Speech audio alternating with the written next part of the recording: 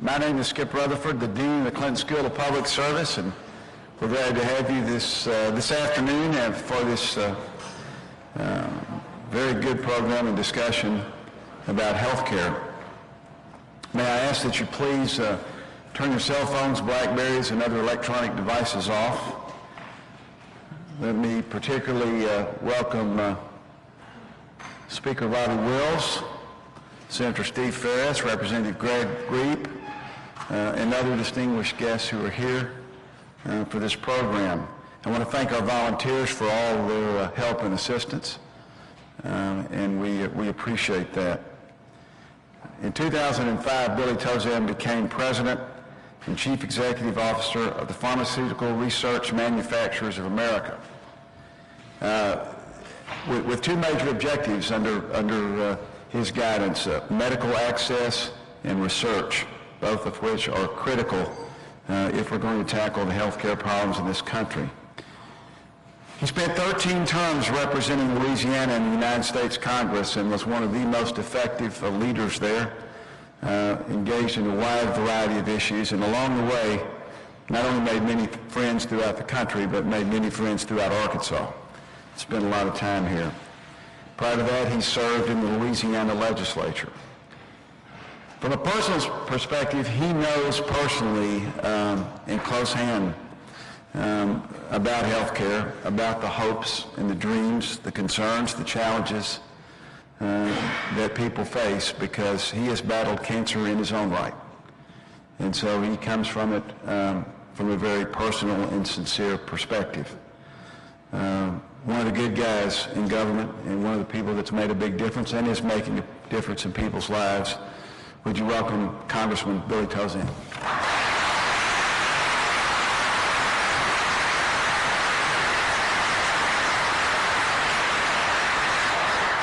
Thank you very much. It's a delight to be with you, to have my first chance to visit the Clinton Library and to reminisce about many years in the Capitol and the White House with President Clinton, and through many of the issues and challenges we faced during those years, and you get a chance to think about them again today, so it's been a sort of a nostalgic day for me. I'm here today not so much as President CEO of Pharma, but most importantly as a surviving cancer patient, deeply indebted to this nation and the incredible search that has gone forward and continues to go forward in America for the kind of treatments and cures that are keeping so many people alive today who suffer with diseases like cancer. And now being a part of an effort to make sure that this system we have in America that's sometimes challenged as a non-system is improved so that everyone has a chance to a second life after cancer or after diabetes or after whatever disease that might inflict us. So you'll know the story quickly. I indeed spent all of my year in public service in both the state legislature and in a place called Chack Bay, Louisiana, representing the folks, Cajun folks down in the bayous of Louisiana, in Baton Rouge, and eventually in the state and the U.S. Capitol for well over 34 years, I guess. And probably would still be doing it. Jack Valenti was trying to get me to go to Hollywood to represent Hollywood and leave Congress and do that. I was toying with that, but I think I probably would have stayed in Congress. The work I was doing there was incredibly satisfying, and those of you who serve in public office know it can be extraordinarily satisfying, particularly when you're working to make a difference and make a change in systems that you think need change. But then I got that call. I got that call that my mother got 3 times. I got a call from a doctor saying this bleeding ulcer you had is cancerous, and you have about a 5% chance to live, and you have to give up everything you're doing. You have to put aside everything that has any interest to you, and you have to concentrate on trying to save your life. Now, people get that call every day here in Arkansas, and they get that call across America. And you know, the first thing that happens is we all go through this when we get this call is you say, God, why me? We tend to victimize ourselves. We tend to think that God somehow is picking on us. And then sometimes in the process you realize he's not picking on you. It's not why you. Cancer is in all our families. and so is diabetes, so is hypertension and mental disorders and pulmonary disease, and you name it. We're a nation at war with disease. And there's some good news stories and some bad news stories about it. In my case, I had a great story. I mean, I should not be here with you. I had a massive Whipple surgery in Johns Hopkins University that most people don't survive. I met another doctor this morning who said I was the first Whipple survivor he's ever met. It has about a 6-month survival time, I think. That was 4 years ago. Doctors still hold my hand like I'm some sort of precious bird. I somehow survived it. And even that surgery, as awesome as it was, didn't get the cancer. When I got to MD Anderson in Texas, they said, you had the best doctor in the country, a guy named John Cameron, who invented the Whipple surgery. But even the best surgeon missed some cancer, and you've got a cancer in a lymph node that we can't reach. We can't surgery it out, that'll kill you. And we have no medicine for you. That there's no cure for this cancer. 20 people in America have the cancer I had, very rare. And they basically said, you're going to die. So for the second time, I faced that prospect. First time I took the last sacrament. I'm a Cajun Catholic boy from South Louisiana. Called the priest in, took the last sacrament, said goodbye to my kids and my wife and my mother and my family, only to get a second chance. Amazingly. I remember Senator John Breaux came to see me, and he visited me in the hospital at Johns Hopkins, and he saw I was dying, and he was trying to get out of the room as fast as he could because he didn't want to be around a dead guy. And so he's trying to get out of the room, and he said, Billy, I'm going home and pray for you. I said, John, please don't do that, man. I said, you don't know anybody up there, and they don't know you. You're going to confuse things. And I'm going to get your wife to pray for me, you know. People all over America were praying for me. And for some reason, he held me up, and I came through it. But for the second time now, and MD Anderson, they tell me, you're going to die again. We got no medicine for you. I remember that moment. I remember my wife and I talking to him, and I said, wait a minute, I'm not going to die today, am I? He said, no. I said, I'm not going to die tomorrow. He said, no. I said, so we got time. We're going to fight this thing. We're going to go find some medicine somewhere, experiment if we have to. We're going to fight it. And he said, you bet we are. And we went to work, and we found a brand new medicine, not made for me. It was made for people with colorectal cancer. It was invented in California by a company called Genentech. Brand new biological medicine. Brand new idea discovered by a doctor in New Jersey called Jonas Folkman, who figured out if you could keep the capillaries from forming around a tumor, you could starve it to death.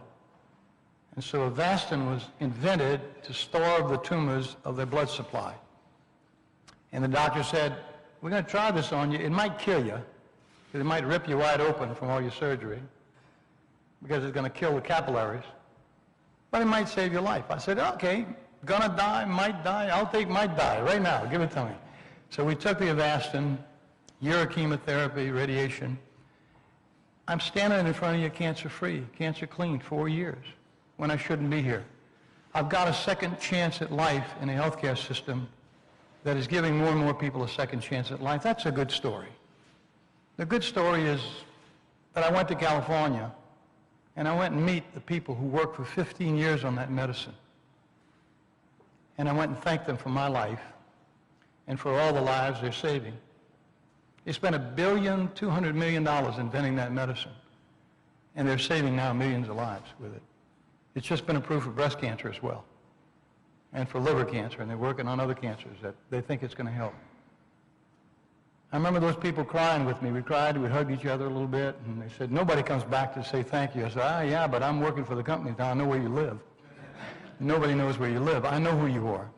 And I'm thanking you for everyone else in this country for giving so much incredible gifts of your talents and skills to invent a medicine to save my life and so many others.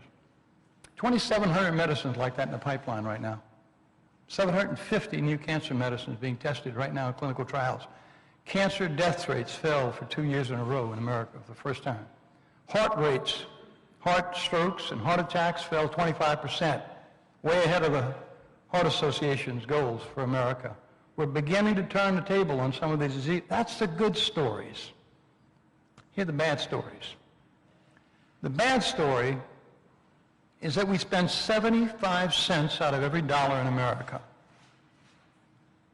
on fixing the damage done by disease like cancer and diabetes and hypertension.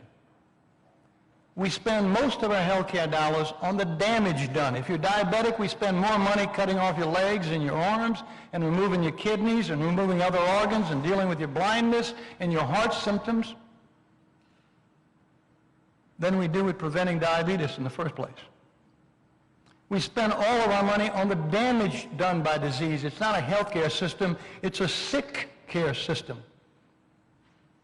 And we ought to be thinking about building in America a healthcare system that focuses instead on prevention, on early detection, on early treatments, on disease management, so you never have to end up in the hospital getting your legs amputated. Governor Huckabee found that out here in Arkansas. That's a lesson I'm sure you've heard before. But it's a lesson Americans need to learn. And it's a lesson we can't forget in the middle of this healthcare debate. And here's some numbers for you. Last year alone, we know that doctors in America provided about $25 billion of free care to people who didn't have insurance. That's a gift from the American doctors to people in this country who don't have insurance. Now, they didn't just give it. Somebody paid for that. Who paid for it? Higher premiums for those people who are insured. It's an indirect subsidy going on. In America, hospitals provided $25 billion of free care to people who didn't have insurance. Same thing, higher premiums for those who can pay insurance, free care for those that didn't have insurance. We're subsidizing the uninsured right now. The pharmaceutical companies with whom I work now today provided last year $10 billion of free medicine. You've seen our PPA ads on television with Montel Williams. 5 million people now getting free medicine on that program we started just 3 years ago. So when you add all that up, 10 million and 25 and 25, you're looking at $60 billion of subsidies flowing right now to help people who don't have insurance in America. But it's the worst kind of health care. There's no prevention, no early detection, no treatment. It's emergency room, the most expensive and the least effective health care system you could possibly imagine. So,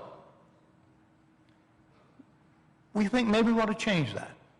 We think maybe we want to have a subsidy system in America that really works, that really identifies those in our country who can't afford insurance and somehow manages to help them have insurance through whatever subsidy system we have to devise that makes sense. And then secondly, make sure that insurance covers the right thing. That we align our insurance coverage with prevention, with early detection, with early intervention and disease management. Now, why is that important? We started something at Pharma a few years ago. We asked for partners to join us in a coalition we call the Partnership to Fight Chronic Disease in America. Recognizing we spend too much money on the damage and not enough on prevention, what could we do to change that? We asked Dr. Ken Thorpe, who is from Emory University, was formerly a Clinton healthcare advisor, to come and chair it, and he's chairing it. We asked Dr. Kimona, who was a Surgeon General under President Bush, to come in and serve as chairman. So it's Democrat, Republican, it's nonpartisan. By the way, health is nonpartisan. Disease is nonpartisan. Disease doesn't check you to see whether you're Democrat or Republican or liberal or conservative, and you never sign in a hospital as a liberal or Democrat or conservative or Republican. You sign in as a sick person. It's a bipartisan issue. If ever there was an issue that cuts across all the political noise you hear in America, this should be it. We started this nonpartisan organization to focus on the question of, can we change the healthcare system in America to make it really focus on chronic diseases and to get a much more efficient system out of it that produces healthier people who are going to be more productive in our society and live longer. In the middle of that discussion, we also faced a Harvard University study that told us that for the first time in America that we can imagine, while longevity is increasing for most Americans, in some parts of our country, longevity is decreasing. That for the first time we can measure this. Instead of us all living longer lives, in some places, people are beginning to live shorter lives. And who are those people?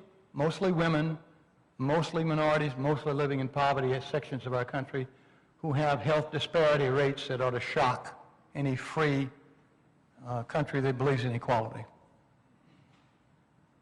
So we're living in a time when we're spending most of our money on damage control, and we're watching as some places in America are seeing a shortening of lives because we're not paying attention to diseases that are spawning in this country out of obesity and out of neglect and bad habits and lack of diet and lack of exercise. And we got a system that doesn't know how to address it yet. And we're having a great presidential election, and we're going to be in a great national debate over health care. So here's some thoughts for you from the Partnership to Fight Chronic Disease. We commissioned the Milken Institute out of California to tell us just how bad it is. And here are the sobering numbers, both for the nation and for Arkansas. The sobering numbers is that for America, we're currently spending a little less than $400 billion on chronic disease to treat it. But in America, we're losing $1.3 trillion in lost productivity because of that same 5 chronic disease categories. Now let me tell you what that means. That means collectively it's costing us $1.7 trillion every year. It means that people can't show up for work because they're too sick, or they have to stay home and take care of a family member who's too sick to go to work. It means that when people go to work, they can't actually do their work because they're present, but they're really absent. It's a thing called presenteeism now. Absenteeism, presenteeism, costing the U.S. economy, together with the cost of chronic disease, $1.7 trillion a year. That's a ton of money. But it gets worse. On our current path, if we got everybody insured, but we did nothing about focusing on prevention and early intervention of chronic disease, if we got everybody insured, if the presidential candidates all managed to do this, if we had nobody in this country without a policy of insurance, but we failed to focus insurance coverage and our healthcare system on prevention, early detection, early intervention, and disease management, the Milken study says that $1.7 trillion will grow to $6.7 trillion per year in 20 years. The report says we will be a sicker and a poorer country, incapable of competing in a globalized economy. And this country will have seen its better days, and more of us will live shorter rather than longer lives. It's a pretty sobering study. Now, to bring it home to you in Arkansas, Arkansas is about to see a beautiful growth.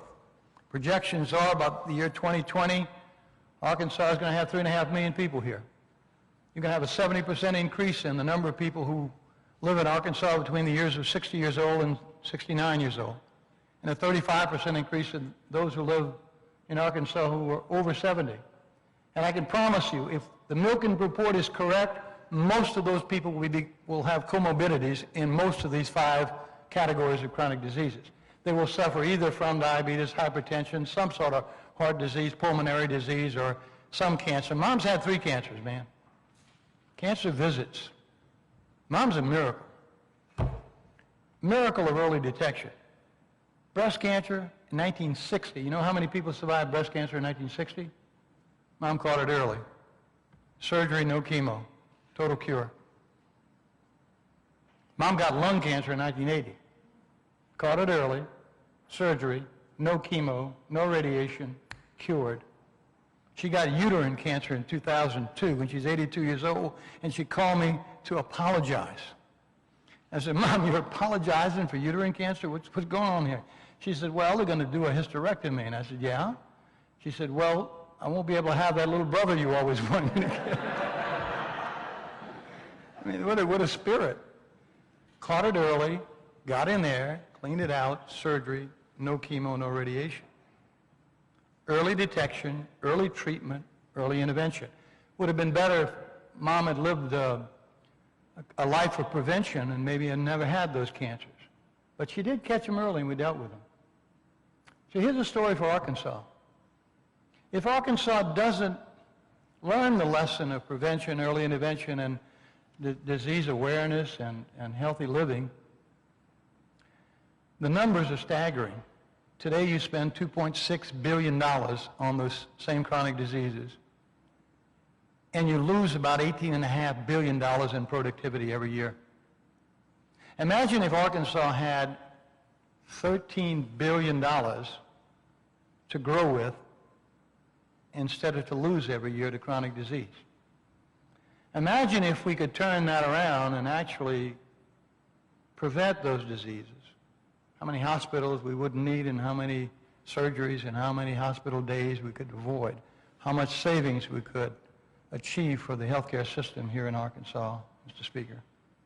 Imagine what could happen if businesses, communities, public entities, if students were to rally, if all of us were to rally toward a healthy living standard in Arkansas that turned those tables around. And all those dollars, all that productivity was at work to raise our families and to extend our lives. Imagine the suffering we'd prevent and the savings we'd create for our country. Well, you're not going to turn this ship around in a day. We talked about that today. It's going to take a lot of steps. But the partnership to fight chronic disease is working on those. We're collecting all the best practices. We know that in Asheville, Carolina, for example, that some businesses who experimented beginning 8 years ago on diabetes, they gave their employees a reward for being tested early, for dealing with the disease, for managing it the way your former governor did. They're saving $2,400 per employee per year. They're now negotiating lower insurance premiums for their workers. They have the most productive workforce in their diabetic patients of all their workers. They're proven that it works. And if it can work in a plant in Asheville, Carolina, it can work in a school system here in Little Rock, it can work in a public entity like the public employees of our state, it can work in a private sector company anywhere in this state. And if we begin to turn that ship around, if we begin to do that, I can tell you it's a win-win for everybody. We in the pharmaceutical industry would love to see that. I mean, I remember talking about prevention when I first joined the industry, and everybody said, prevention? We make medicine for people that are sick. What are you talking about prevention? And then we started studying it. The fact is, our medicines work best at the beginning of disease, not at the end. They do the best job of keeping people out of the hospital rather than treating them once they're in the hospital. We're about 10% of the healthcare dollar. That 10% spent correctly at the front end can save all kind of money at the back end, and everybody's happier, healthier, wealthier. It's a win-win for everybody. It's a win-win for everybody. So we're about to enter a great healthcare reform debate. So to sum it up, and then I want to do some Q&A with you and talk about whatever questions you might have regarding how that debate might happen and what might come of it. To sum it up, we've got to do several things simultaneously, I think. One, we've got to indeed make sure everybody's got a policy of insurance in this country, because that's where you're likely to get prevention and early detection. That's where you're going to stay out the emergency room and hopefully get the kind of treatment you should get that keeps you out of the emergency room and out of the hospital.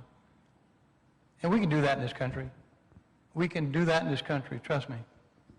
We're already subsidizing it one way. Let's subsidize it a fair way. Let's get it done. You know, we recommend that we keep as much private competition so you can choose a doctor you need and the medicine you want. That's important, we think. But the bottom line is, let's get it done. Let's get people insured. Secondly, let's make sure insurance incentivizes the right behavior. If it pays you to be in the hospital, it ought to pay you to get a test to keep you out of the hospital. It ought to pay for the prevention. It ought to pay for the disease maintenance rather than all the damage done because you didn't maintain it.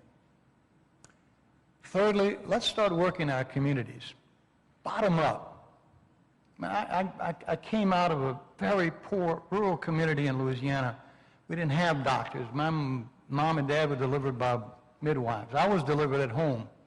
I was born on a dance floor. You want to know the truth?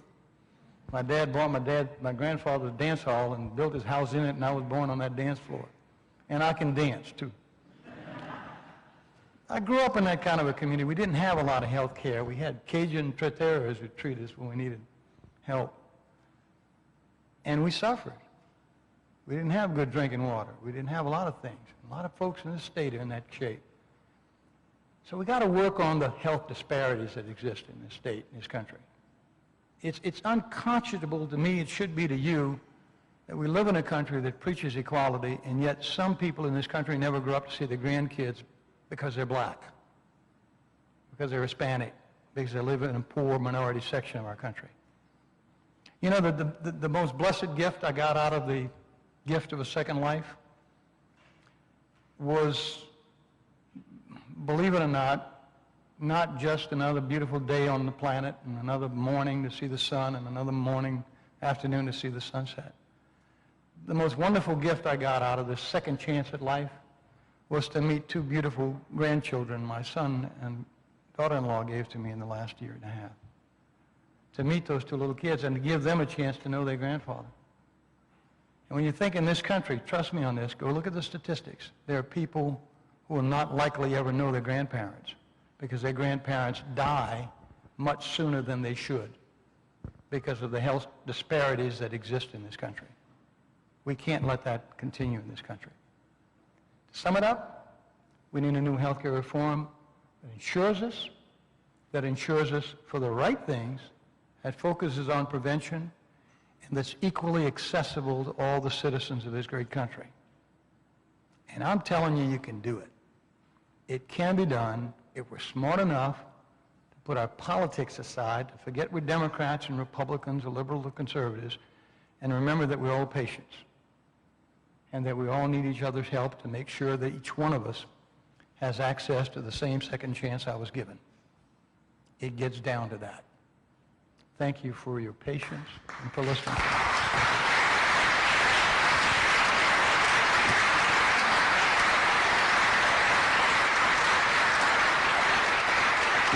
We do have time for some questions. If you raise your hand, we'll get a mic to you. And Dr. Burrow?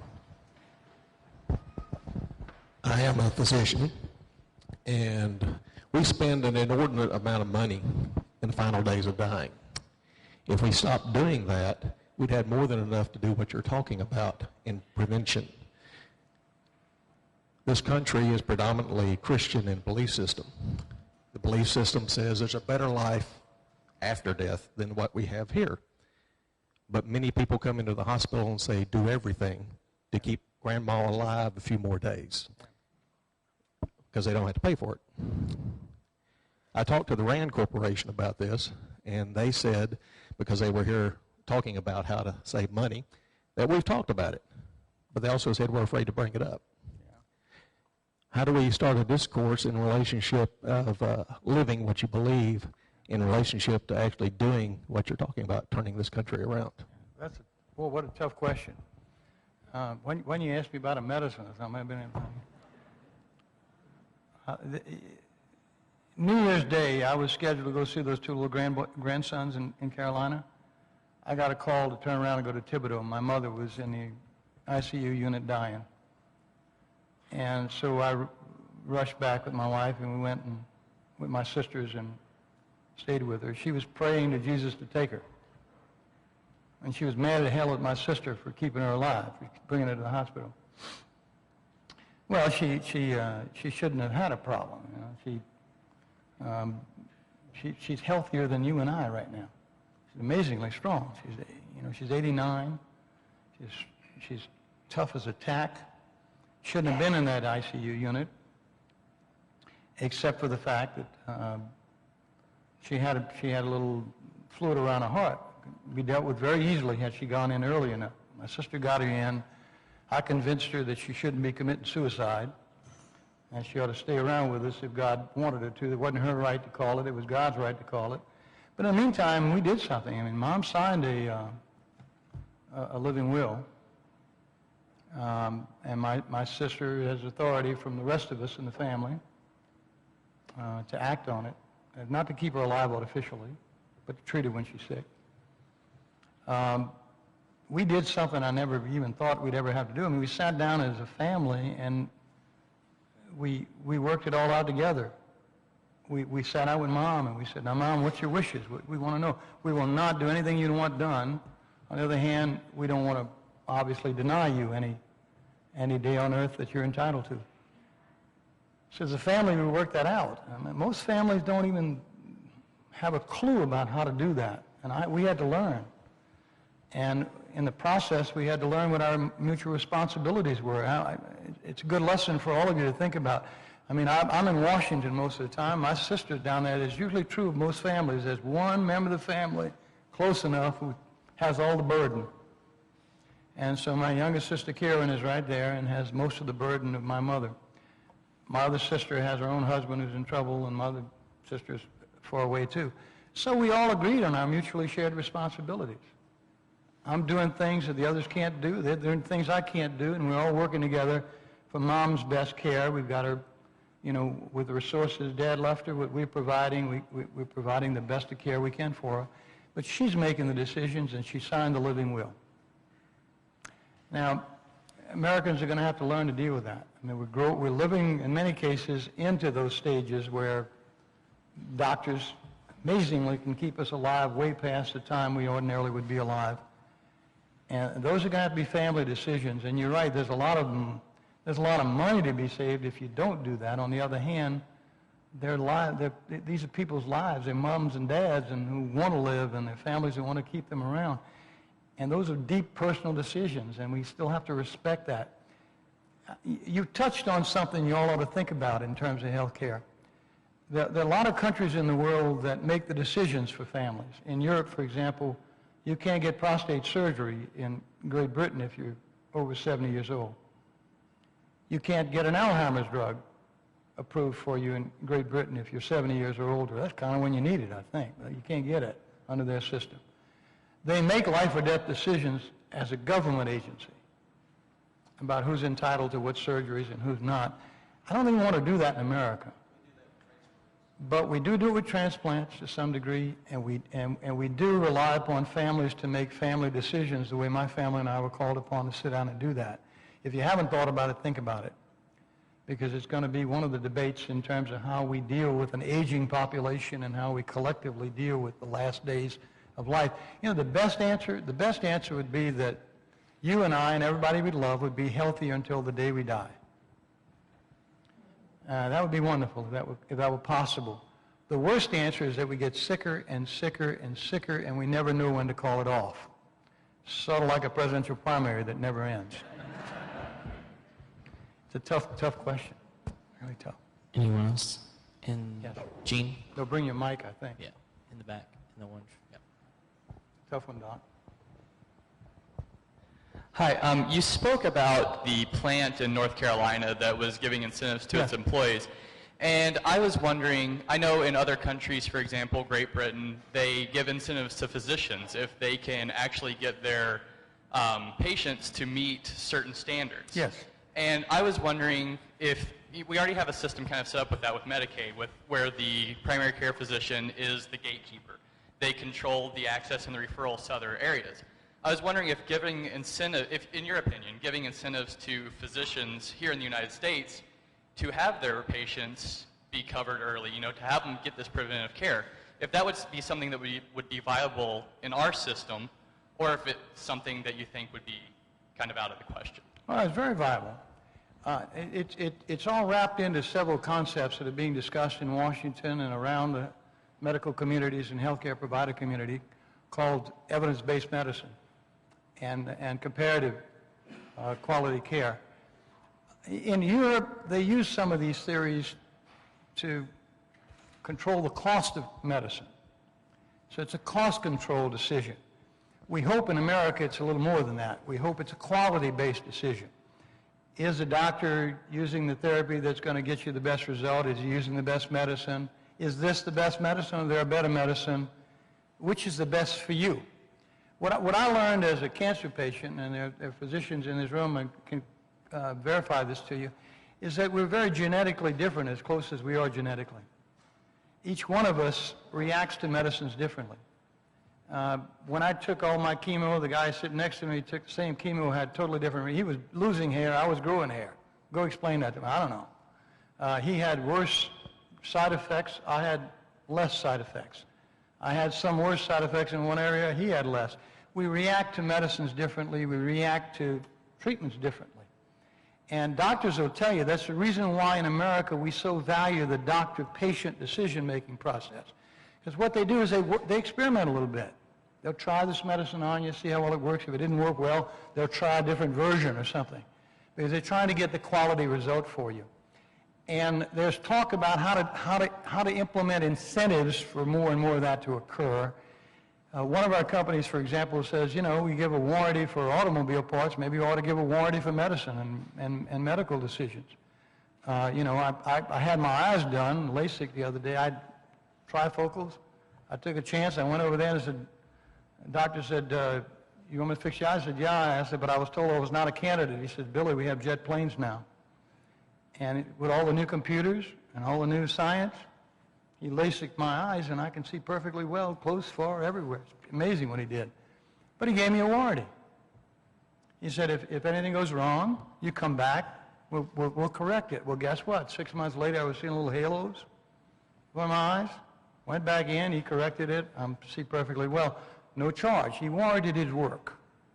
So there's talk about that. How can we, in effect, incentivize qualitative medicine, not just cost control medicine, but qualitative medicine based upon evidence that it's really working, that the medicine actually is accomplishing what it wants, the doctor's therapies are working, he's picked the right choices, he's made the right choices with you, you're better off for it, therefore he gets a reward for it. It's tricky. It's like, it's about as controversial as, you remember there was theories about rewarding teachers who did better than other teachers, merit-based and all that? Very controversial, because you got politics in there. And you got all kind of questions about, is it going to be a fair system? Is it going to be an honest system?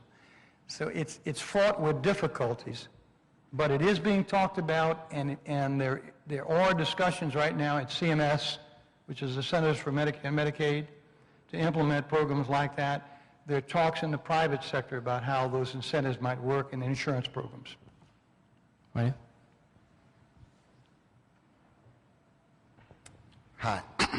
I'm in the advertising business, and oftentimes I'm charged with developing messaging that helps to influence behavior. Yeah.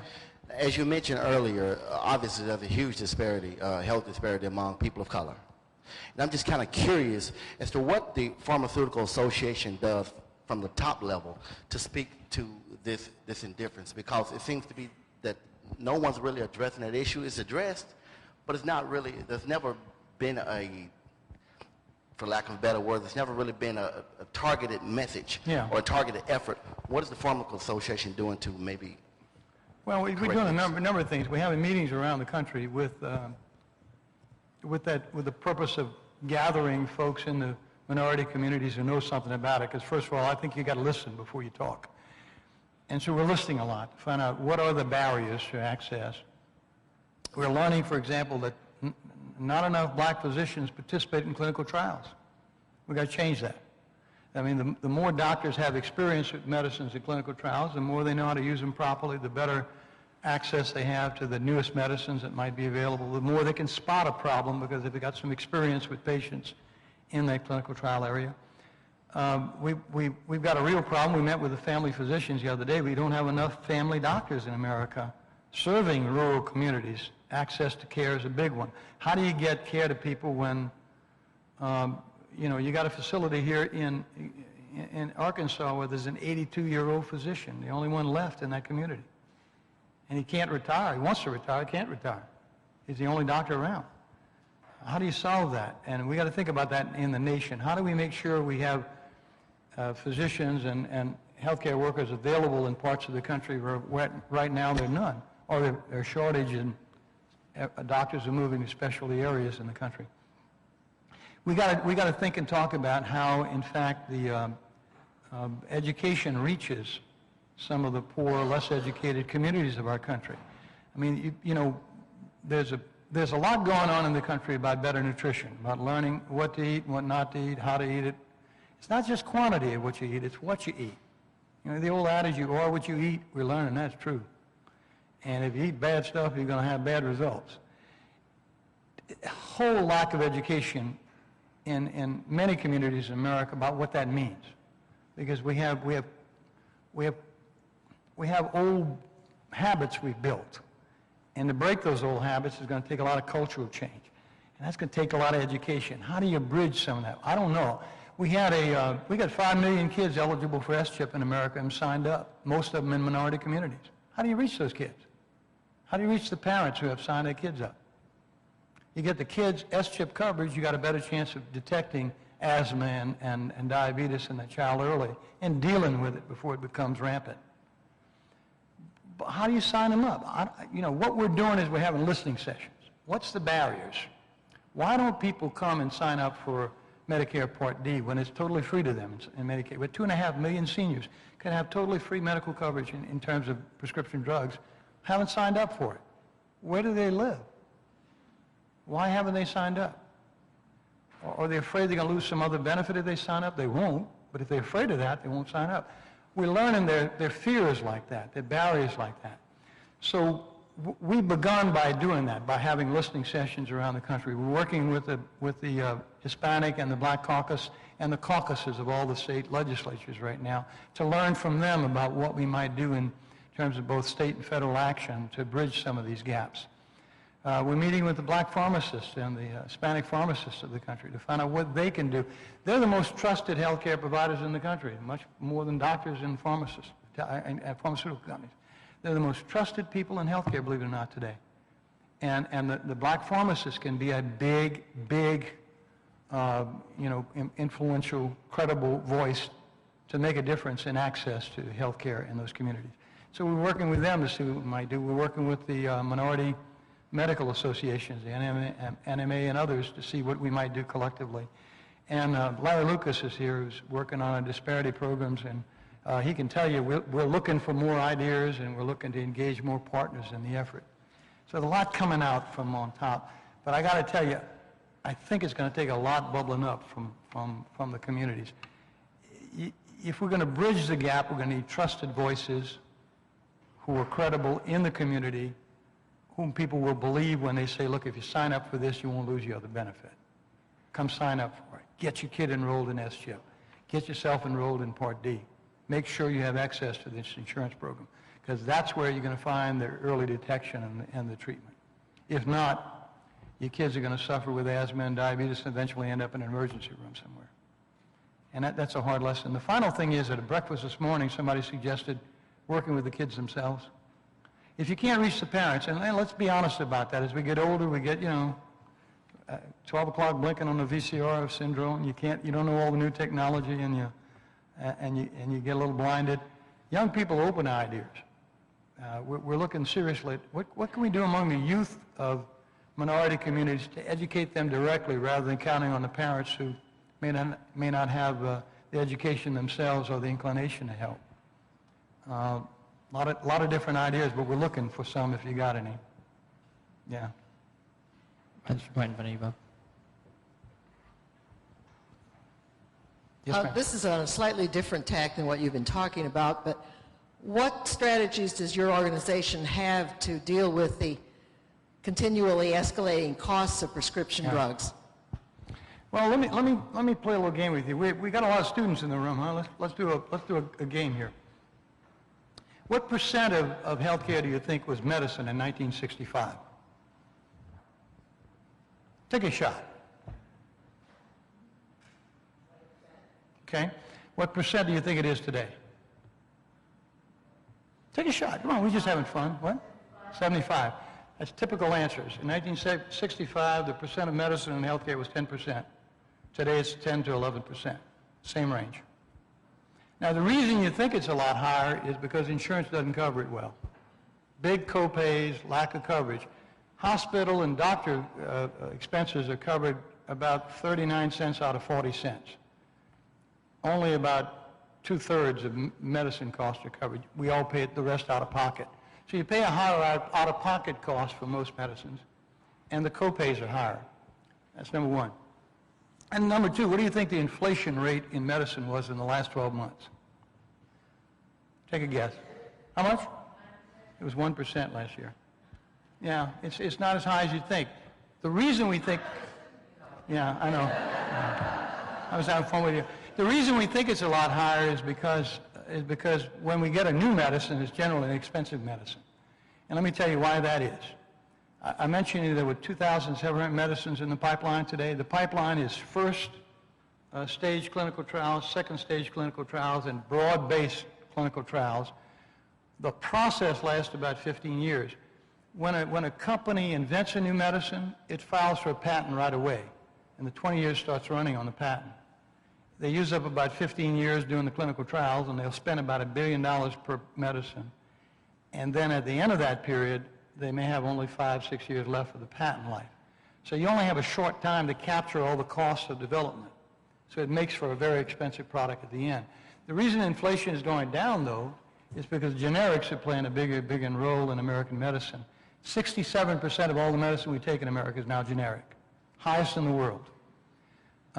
9 out of 10 of the top 10 drugs on the Medicare Part D are generic now. 12 out of 15, top 15 are generic. So the generic drugs are balancing off the higher priced new drugs, so you end up with a 1% inflation number.